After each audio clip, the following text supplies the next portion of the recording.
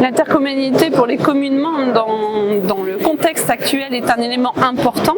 On a évoqué ce matin la place de la citoyenneté et de l'usage service public. L'intercommunalité est déjà un élément très important, un outil indispensable pour les communes membres, une aide d'ingénierie et une relation entre élus et DG qui est essentielle au fonctionnement des territoires et de la société. Effectivement, des réformes à venir sur la décentralisation pourraient sortir dans les mois à venir, certainement après les enjeux municipaux.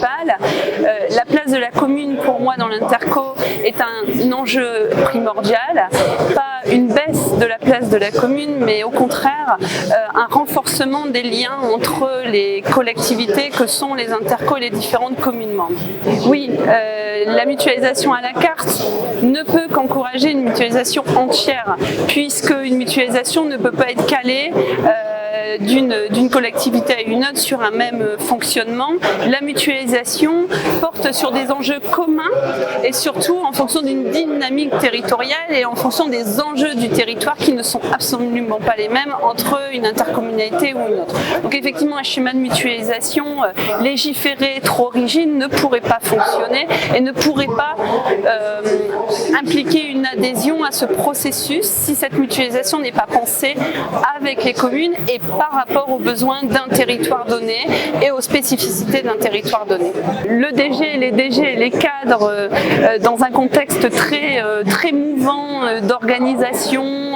de réflexion autour d'enjeux de territoire et notamment par les projets de territoire qui sont portés par les intercos, nécessairement doivent travailler à l'innovation territoriale, managériale, financière, aussi pour des raisons financières, puisque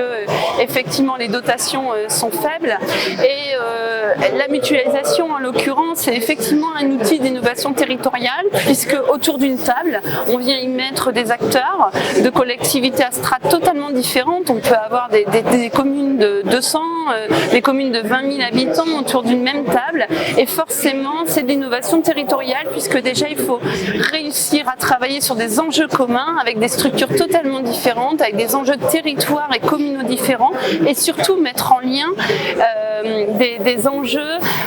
avec des élus différents et donc trouver du sens à une action pour que chacun la partage alors qu'on a effectivement ces difficultés parfois de relations entre communes, entre élus et pour autant on arrive à faire de la mutualisation parce qu'on fait de l'innovation territoriale et parce que c'est de l'innovation territoriale et managériale.